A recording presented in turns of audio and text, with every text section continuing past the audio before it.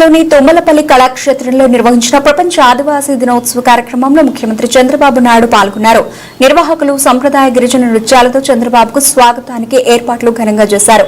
జనజీవన స్రవంతిలో గిరిజనులు భాగస్వాములు కావాలనేదే టీడీపీ ప్రధాన సిద్ధాంతమని పేర్కొన్నారు. విద్య, వైద్యం, జీవన ప్రమాణాల పెంపునకు అనేక కార్యక్రమాలు చేశామన్నారు. గిరిజనుల కోసం ప్రత్యేకంగా సంక్షేమ అభివృద్ధి కార్యక్రమాలు అందించామని తెలిపారు. అరకు కాఫీకి, గిరిజన ఉత్పత్తులకు అంతర్జాతీయ గుర్తింపు కోసం ప్రోత్సాహం ఇచ్చామని వెల్లడించారు.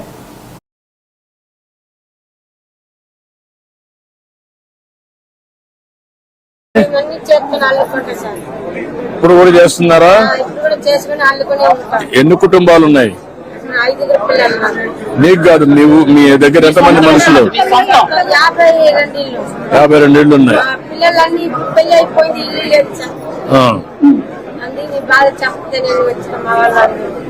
నక్కల వాళ్ళు ఎంతమంది ఉంటారు రాష్ట్రంలో?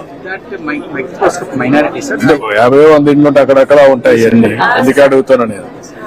ఇలాంటి వాళ్ళు ఉన్నప్పుడు వాళ్ళకి హౌసింగ్ గానీ అవన్నీ ఏం చేయాలో వర్కౌట్ చేయండి. కలెక్టర్ ఇమీడియట్ టైప్ చేసి ఎడ్ చేయాలని వర్కౌట్ చేయండి. వీళ్ళని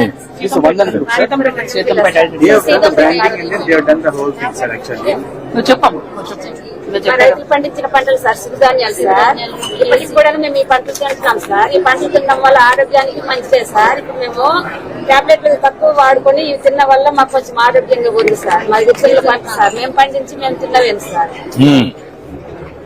మహిళా సంఘాల ద్వారా మేము పండిస్తున్నాం సార్. పండించి వ్యాపారం కూడా చేస్తున్నాం సార్.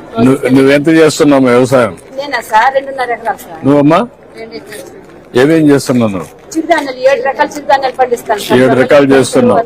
సంవత్సరానికి ఎకరా ఎంత సంపాదిస్తున్నావు ఈ ప్యాక్ చేసిన తర్వాత? ప్యాక్ చేసిన తర్వాత సార్ మామూలుగా షాపుల్లో రేట్ అయితే మాత్రం 200 ఉంటుంది సార్. మా దగ్గర మేము పండించిన రేట్ అయితే మాత్రం 130 రూపాయలు సార్.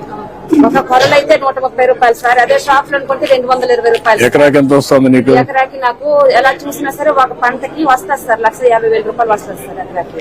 ఇది కొంచెం ఆర్గానిక్ నేచురల్ ఫార్మింగ్ చేసి పండించే పంట సార్.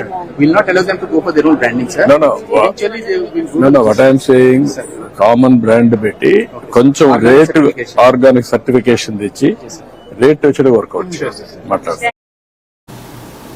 రాష్ట్రానికి భారీ పెట్టుబడుల లక్ష్యంగా సీఎం రేవంత్ అమెరికాలో